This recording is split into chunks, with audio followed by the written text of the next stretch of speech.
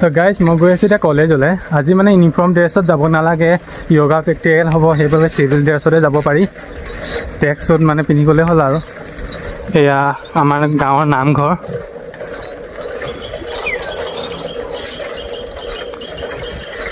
এতিয়া গৈ আছোঁ গাইজ, কলেজত লগ পাম, বাই বাই।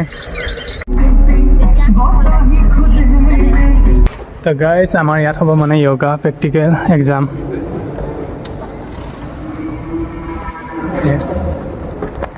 আজা বেটা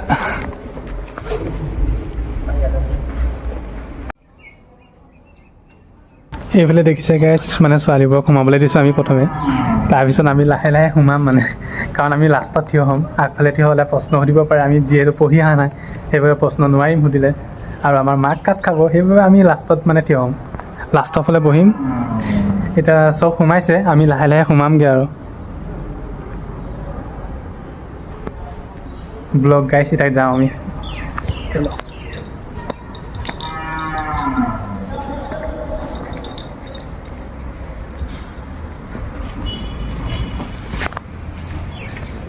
এক্সাম শেষ হ'ল গাইছ, এতিয়া আমি ওলাই আহিছোঁ।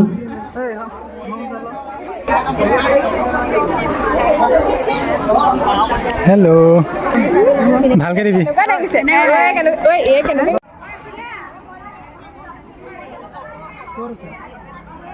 কলেজৰ পৰা ওলাই গৈ মই মোবাইলৰ চাৰ্জাৰ কিনিলোঁ। মোৰ মোবাইলৰ চাৰ্জাৰডাল বেয়া হ'ল। তাৰপিছত হোটেলত সোমালোঁ কিবা এটা খাবলৈ। হোটেলত খোৱাৰ পিছত মই কম্পিউটাৰ ক্লাছ কৰাৰ বাবে সেইবাবে মোৰ দেৰি হৈ গ'ল মানে। তাৰপিছত বৰষুণো আহিলে, ঘৰলৈ যাবলৈ নাই পৰা, ৰখি আছোঁ। গাইজ মই ৰখি আছোঁ মানে, বৰষুণ দিছে, যাব পৰা নাই ঘৰলৈ। চ' গাইজ মই এতিয়া আহি পাইছোঁ মানে কলেজৰ পৰা। তাৰপিছত ইমান গৰম উঠিছে, সেইবাবে গেঞ্জি এটাকে পিন্ধি আছোঁ দেই। এতিয়া পিছে মই ভাত বনাই আছোঁ। তাৰপিছত ককাক ফালে বহি আছে, চাহ পানী দিলোঁ। অলপ পাছত আম আৰু আপেলো কাটি দিলোঁ ককাক, এইকেইটা কাটি দিওঁ, ইয়াতে থৈ দিওঁ, খাবহি মাতিব লাগিব। ইয়াত চাহ পানী খাই দিলে ককাক দি দিওঁ, মাতি দিওঁ, দিলোঁ ব'ল।